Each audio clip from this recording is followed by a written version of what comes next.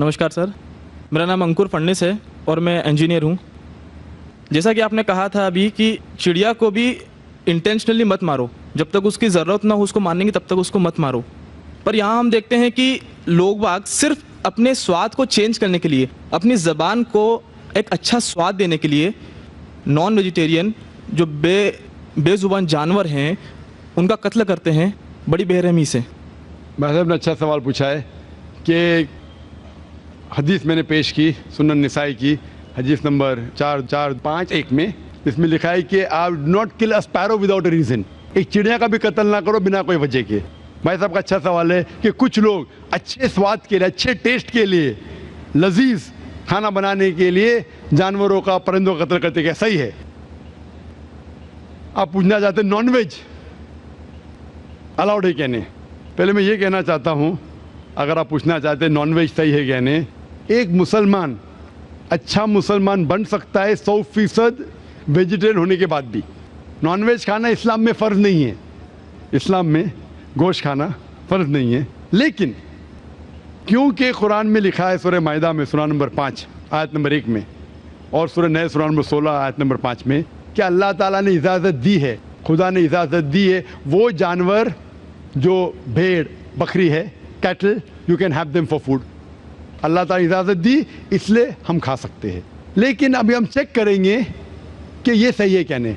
आज साइंस ये कहता है कि कोई भी वेजिटेरियन फूड में एक इंसान को ज़रूरत है 20 to 23 अमाइनो एसिड्स जीने के लिए।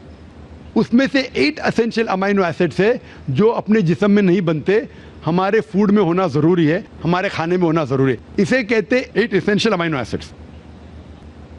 आज की साइंस ये कहती कोई भी वेजिटेरियन फूड नहीं है, कोई भी भाजी पाला नहीं है जिसमें सारे 8 अमाइनो एसिड्स है। Non veg food is a good source of protein. और एक बात आज साइंस ये कहती है कि the non veg food is more nutritious. और आप देखेंगे कि जो भी जानवर है जो घास फूस खाते हैं, हर्बिवरस एनिमल, उनके दांत को आप देखेंगे, उनके दांत चपटे हैं, हर्बिवरस सेट ऑफ टीथ। सही?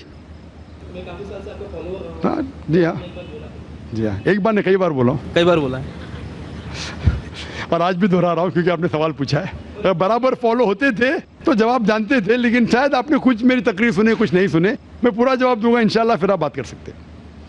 जब आप देखेंगे कार्निवोरस एनिमल, जो जानवर है जो गोश्त खाते हैं, लायन, टाइगर, लेपर्ड, उनके पास नोकीली दांत है, कार्निवोरस सेट ऑफ टीथ। जब आप अपने आप को देखेंगे आईने में, इंसान अगर आईने में देखेंगे कि इंसान के पास चपटे दांत भी है, नोकीले दांत भी है, हर्बिवोरस भी, कार्निवोरस है। We have omnivorous set of teeth. अगर खुदा चाहता कि हम सिर्फ घास खाए और वेजिटेबल्स खाए तो अल्लाह नोकीले दांत क्यों दिए?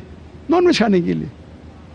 आज साइंस ये कहती है कि जितने हर्बिवोरस एनिमल है, काऊ, गोट, शीप, वो सिर्फ वेजिटेबल डाइजेस्ट कर सकते, फ्रेश डाइजेस्ट कर ही नहीं सकते। जितने भी कार्निवोरस एनिमल है, tiger, leopard, lion, they can only digest flesh. वो घास डालेंगे तो हजम ही नहीं कर सकते।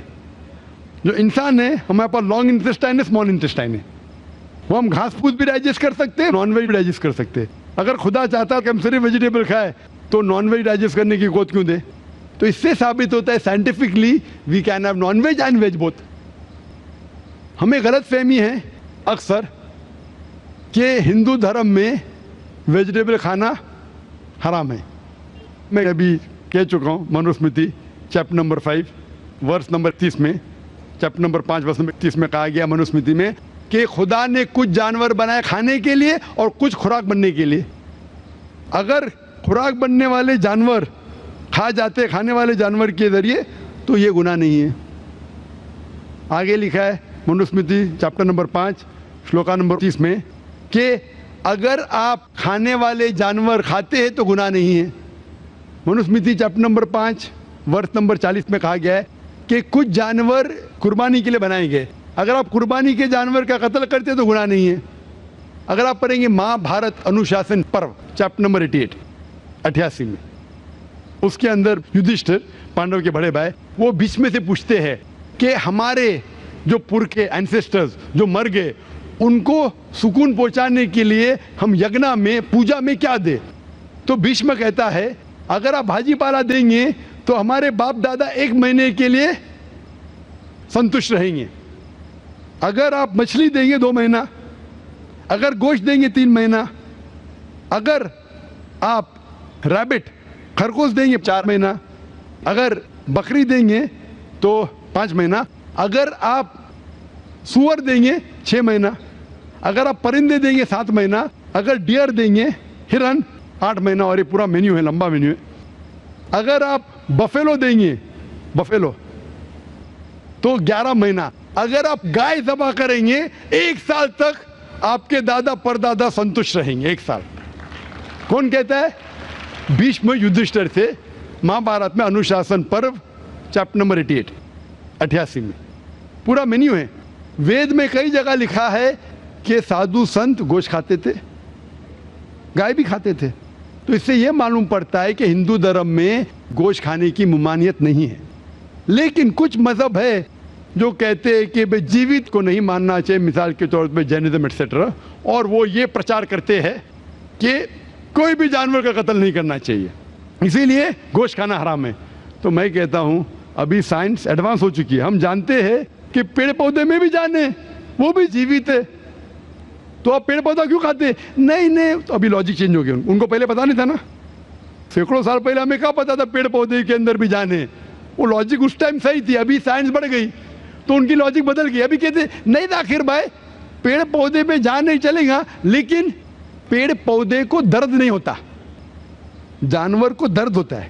پیڑ پودے جیوت ہے لیکن درد نہیں ہوتا, اسی لیے پیڑ پودے کھا سکتے.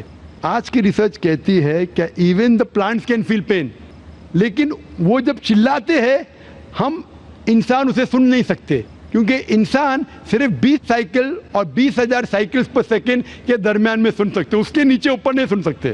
امریکہ میں ایک فارمر تھا جس نے ایسا اکوپمنٹ بنایا, جب پیڑ کو پودے کو پانی کی ضرورت ہو تو چلاتا تھا, وہ کنورٹ ہوتا تھا بٹوین 20,000 سیکنڈ, اسے فوراً پتا چلتا پانی چاہیے پانی دیتا تھا. ابھی ان کی لاجک چینج ہو گئے. ذاکر بھائی مانتے ہیں کہ پیڑ پودے میں جان ہے, انہیں درد کا احساس ہے, لیکن پیڑ پودے میں 2 سینسز کم ہیں.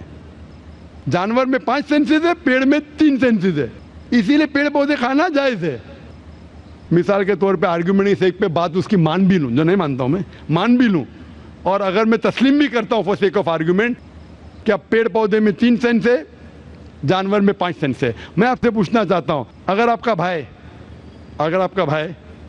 پیدا ہوتا ہے گنگا اور بہرا, بول نہیں سکتا ہے, سن نہیں سکتا ہے, وہ بڑا ہوتا ہے اور ایک آدمی اس کا قتل کرتا ہے, آپ جا کے بولیں گے جج کو, میلارڈ یہ قاتل کو ذرا کم سزا دینا کیونکہ میرا بھائی گنگا تھا اور بہرا تھا, آپ ایسا کہیں گے؟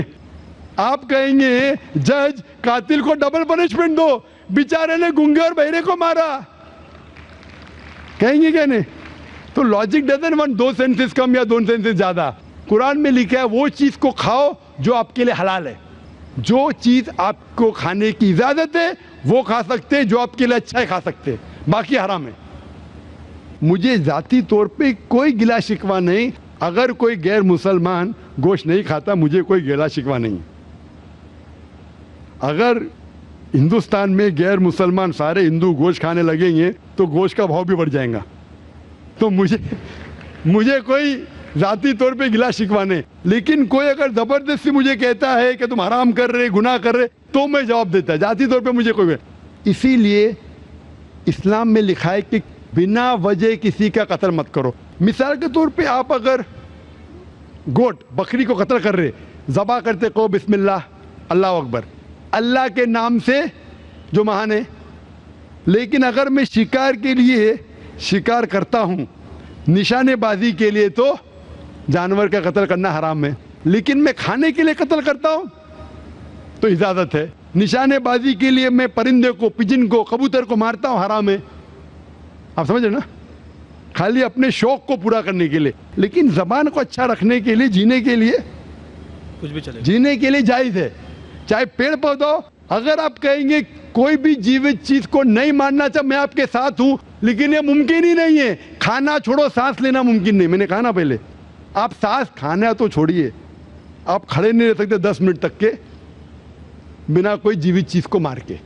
تو اسلام ایک لاجیکل مذہب ہے, یہ سب چیزیں جو آپ کی دلیلیں نا 200 سال پہلے ہو سکتا ہے کہ کوئی وزن کیری کرتے. آج سائنس آگے بڑھ چکا ہے, اس ٹائم کے لیے صحیح تھا, شاید آپ کی کوئی بات مان لیتا تھا.